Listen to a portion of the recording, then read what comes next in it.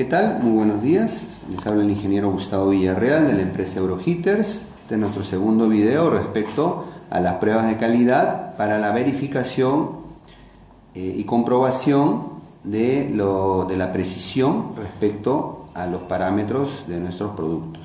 En el video número 1 hablamos de las pruebas de resistividad. Solo para hacer un recordatorio, aquí están, son las 4 fórmulas principales que empleamos. La primera la vamos a emplear siempre para verificar la potencia real de una resistencia y poderla comparar con la potencia teórica. La segunda fórmula la vamos a emplear para saber la resistividad teórica, lo que debió tener una resistencia, y compararla con su resistividad real, ¿ok? Es decir, mientras en la primera yo voy a colocar datos reales, en la segunda voy a colocar datos teóricos. Es decir, aquí voy a colocar en la primera, como hicimos en el ejemplo, el voltaje real, ¿no?, que le llega a la resistencia entre su resistividad real, sería la potencia real. Como pusimos en el ejemplo, 220 voltios al cuadrado entre, por ejemplo, 48.4 ohmios, que lo puedo verificar con multitester, me va a dar la potencia real, en este caso 1000 watts. En la segunda voy a usar datos nominales, es decir, de mi cotización, ¿no?, el voltaje que está mencionado entre la potencia que debería tener, y me va a dar la resistividad que debería tener esa resistencia. En todos los casos han visto que hago cálculos de precisión para saber cuál es el porcentaje de desviación, es decir, saber si cumple con la tolerancia de más o menos 5%. En el caso del amperaje no lo recomiendo, pero si un cliente nos hiciera una observación, pues tenemos la primera fórmula donde uso datos teóricos, ¿no?, lo que debería tener en la resistencia, para compararla con la lectura con pinza amperimétrica, y en la segunda voy a usar los datos reales, es decir, el voltaje real, la resistividad real, para que me dé el amperaje real, tomando en cuenta que siempre que yo haga uso de esta segunda fórmula, debo confrontarla con la misma fórmula empleando datos teóricos, ¿no? O sea, si tuviera, por ejemplo, como pusimos en el ejemplo anterior, no es lo mismo poner los 215 voltios reales que puede estar recibiendo una máquina contra la misma fórmula empleando 220 teóricos, ¿no? No es lo mismo los 215 reales contra 220 teóricos. Me va a dar dos resultados diferentes, pero me permite explicarle al cliente por qué la diferencia, por qué no está la resistencia cumpliendo con precisión el amperaje, porque el voltaje es inestable, lo sabemos por naturaleza, es una corriente alterna, está sujeta a picos o valles de tensión, entonces no es un parámetro fiable el amperaje, no lo recomiendo. Siempre recomiendo mejor usar estas dos primeras fórmulas, que son con parámetro inherente a la resistencia, que es la resistividad. Ahí no va a tener prácticamente desviación. Dicho sea de paso, las pruebas que yo hago en estas dos primeras fórmulas son pruebas en frío, la resistencia en frío, ¿ok? No vale hacerla con la resistencia tibia, porque también genera una cierta distorsión.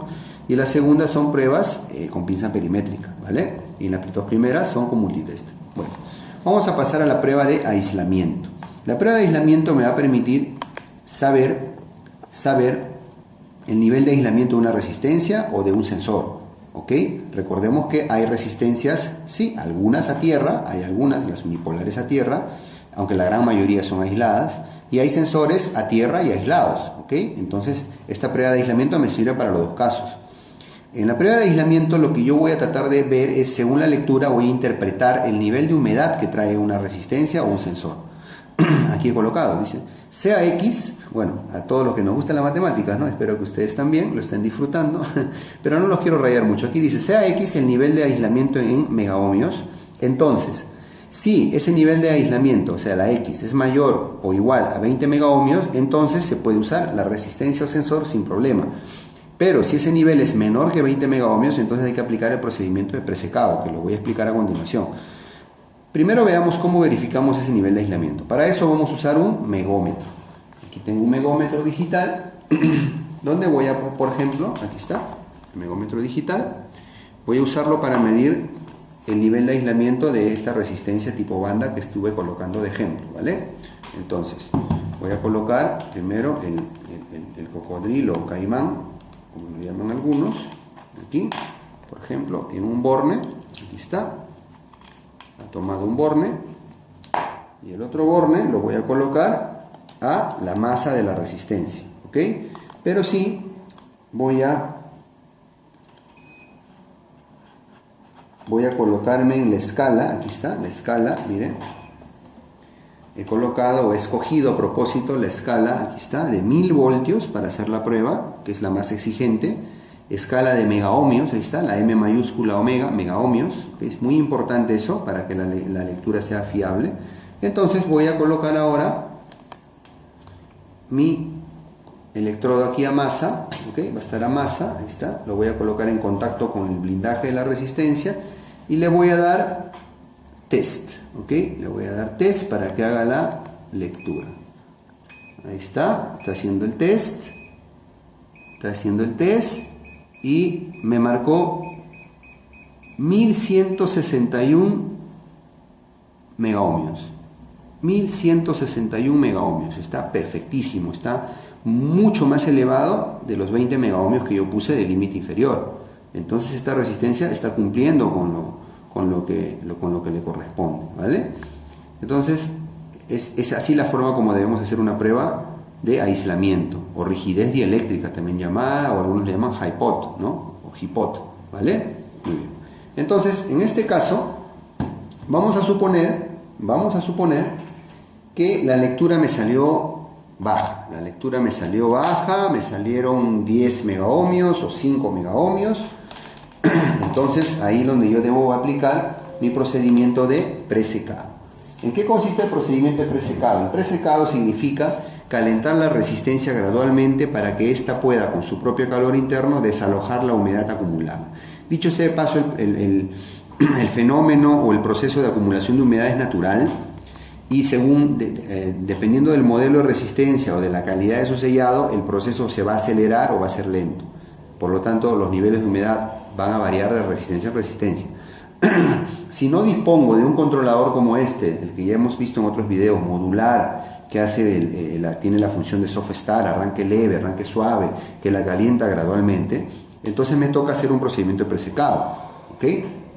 Porque ya de repente utilizo controlador espirómetro, entonces no tengo este controlador que hace el trabajo por mí, me toca hacerlo de manera manual. Entonces lo que yo debo hacer es lo siguiente: como ya tengo mi resistencia baja de aislamiento, opción número 1 la puedo meter al horno, cuidándome de que mis cables no estén expuestos a la fuente de calor directamente, ¿ok?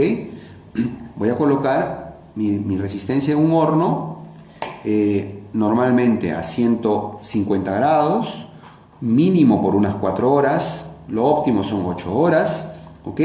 Y entonces el calor del horno va a desalojar la humedad del producto. Esto aplica para resistencia o sensor, ¿ok? Porque hasta los cables de un sensor pueden absorber humedad, o sea, no es solamente la parte corporal de la resistencia, es también los accesorios, ¿ok? Entonces, opción 1, hornear. La opción 2, si no tengo un horno o no lo tengo lo suficientemente amplio para que puedan caber estas resistencias o sensores, entonces lo que voy a hacer es hacer una conexión en la cual mis resistencias, de preferencia equivalentes, estén en serie.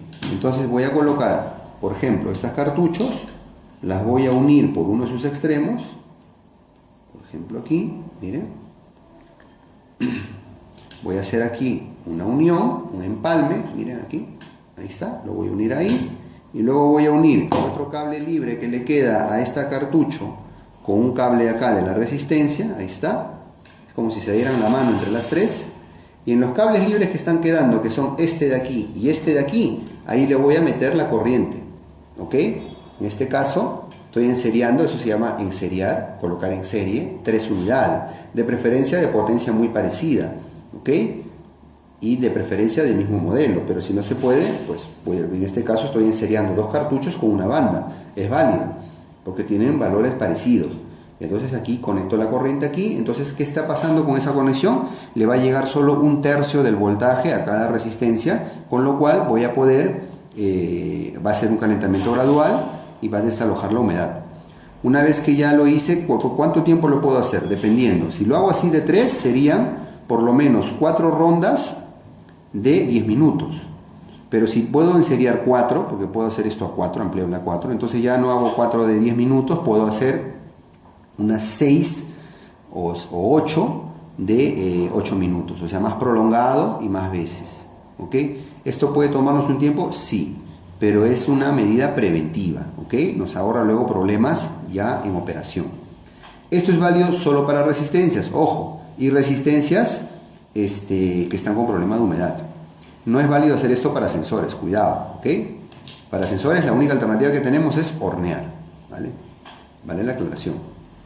Entonces, una vez que ya se enfriaron mis resistencias, terminé de hacer este procedimiento, vuelvo a hacer mi test de aislamiento, ¿ok? La prueba de aislamiento, y debo verificar que el valor subió a 20 o más megaohmios.